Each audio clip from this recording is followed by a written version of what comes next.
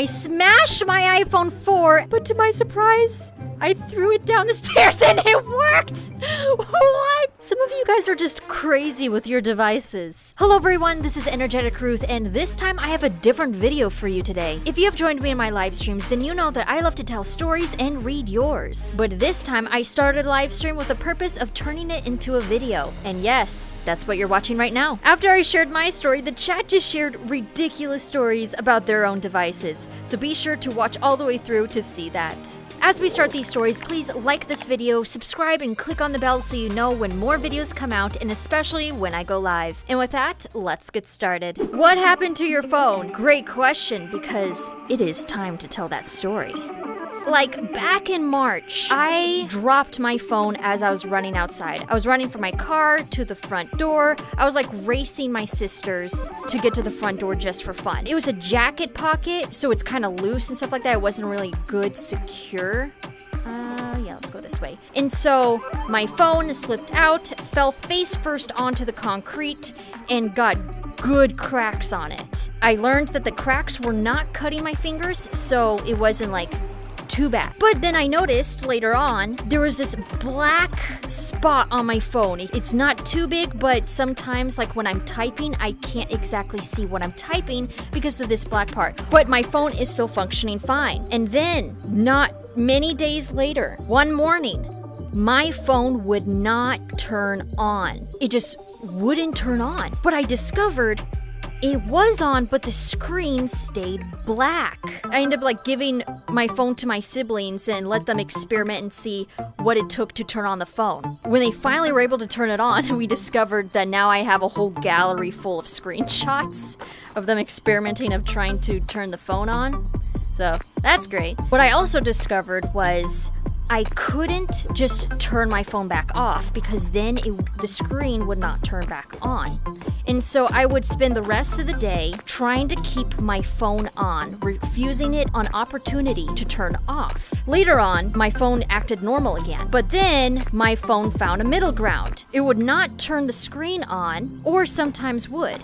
And then it just would not turn on. And so we're constantly experimenting what would turn on the screen, right? And so this is probably a few weeks down the road. I discovered that if I use the wrong fingerprint 5 times, so 1 buzz, 2 buzz, 3 buzz, 4 buzz, 5 buzz, then my screen would light up green. And then I press the power button, and then my phone would turn on. But the deal is, that only worked half of the time because sometimes it just wouldn't read the wrong fingerprint. Since about the end of March, that's how I've had my phone. Really cracked up, refusing to turn on the screen half the time, and not only just the black part, but there's neon lights going from bottom to top of my phone. It takes turns of having 3 neon lines to up to like 8 neon lines. So my phone looked pretty bad ever since March of this year. Then, finally, after my family's like, you gotta get a new phone,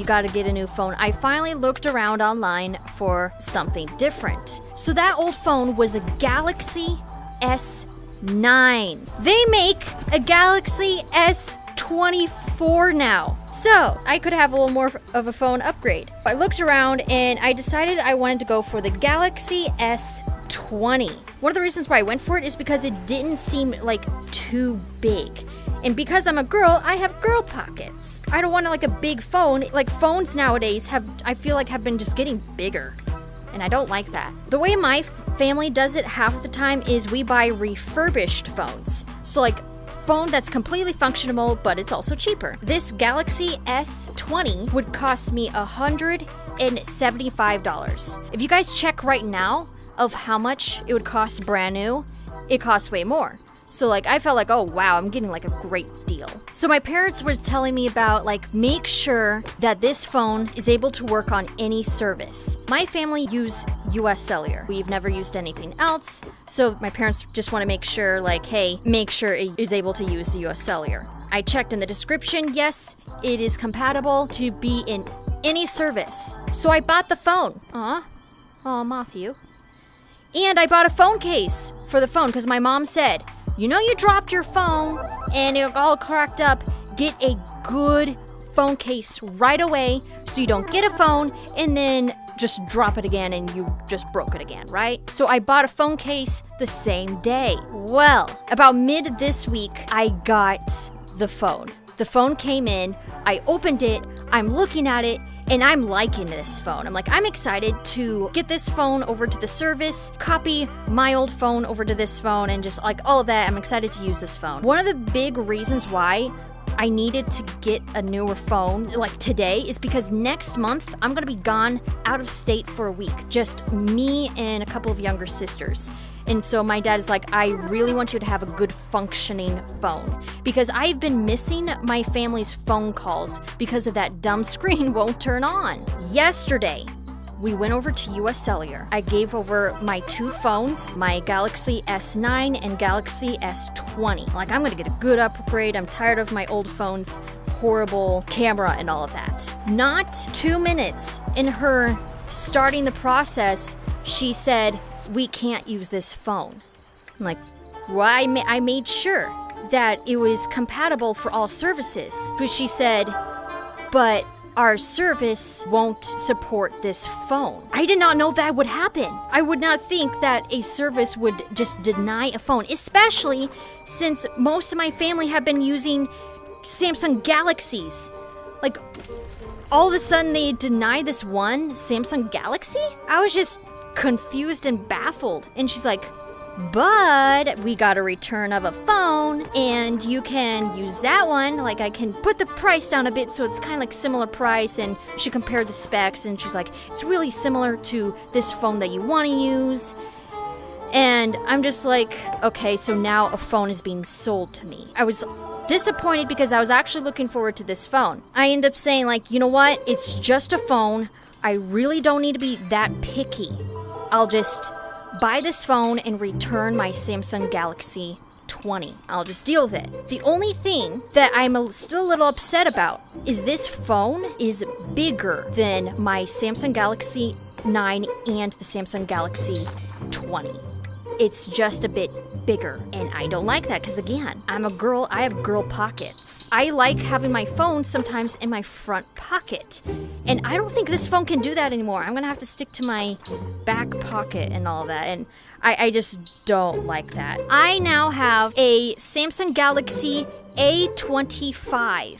So she hooked up my old phone to this A25, and like, okay, so now I have to figure out in returning this Samsung 20.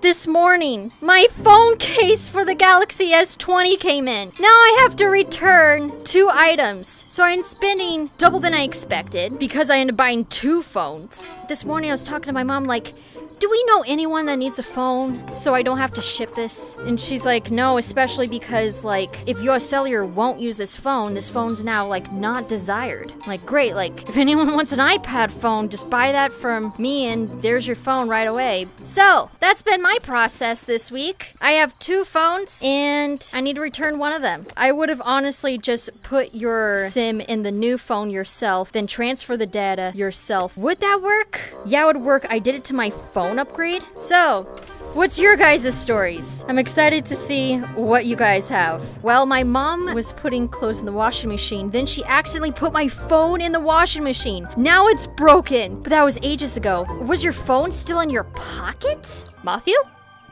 What are you doing on the other side of the bridge? Well, here's the story. I have had a huge history of breaking tech. Oh no. I have blown up a computer before while I was super young. Oh, that's just part 1. Okay, here's part 2. We were being a little dumb by throwing an iPad down our stairs. What? And we had no idea that it would break. Well, it broke it. What? What happened to grabbing pillows and sliding down the stairs? Now we're throwing technology down the stairs. Oh no. I remember when I first got my iPhone 7 for the first time. I smashed my iPhone 4 after the transfer for the fun of it. I guess that's kind of an excuse there. I guess, like, all the times that you struggled in games, like, oh, finally revenge on the phone. I had some beef. I accidentally left my phone on the refrigerator for like 3 days. Whenever I found it, it was cold and unresponsive. Wait a minute.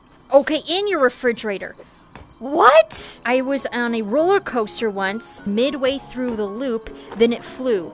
it didn't have any scratches. What? Like, first off, you're not supposed to have phones on a roller coaster. At least at my place, they have like a whole display of phones and sunglasses that were found at the bottom of roller coasters and all of that. So why did you have your phone on a roller coaster? Dude, lucky for you, that had no problems. That's just crazy. See, when I go to amusement parks, I bring my pants with zipper pockets. Okay, that's a great idea. All of these are crazy stories. When I was little, I had an Xbox One and an old keyboard. It was dusty, so I drenched the keyboard with alcohol and no worked after. But to my surprise, I threw it down the stairs and it worked! What? What? Honestly, same thing with my first Switch. It broke on a game and I gave it a couple of punches to maybe trip something to get it to work. Turns out the game was glitched and all I needed was turn off the Switch. It had a decent crack for a while until it finally died. I got a hot air balloon with my dishwasher and accidentally Gil, what is that about? I know that's a completely fake story. I'm gonna keep reading your stories as I load into paintball. Well, sorry about that, everyone. I guess my computer wanted to be a part of the story. Now, we all know my computer's history. Well, all the history of crashing and all of that, but we're not getting into that. We're not getting into that. If you have stories of your own that you would like to share about your phone or any device, go ahead and share them down in the comments. And in the meantime, if you got some more time and would like to watch another video that was clipped from a live stream, then watch this video where I stood on a chair while playing paintball. And not just that, my friend climbed into his bunk bed. He really did do that. Yes. Or you could watch this video right here.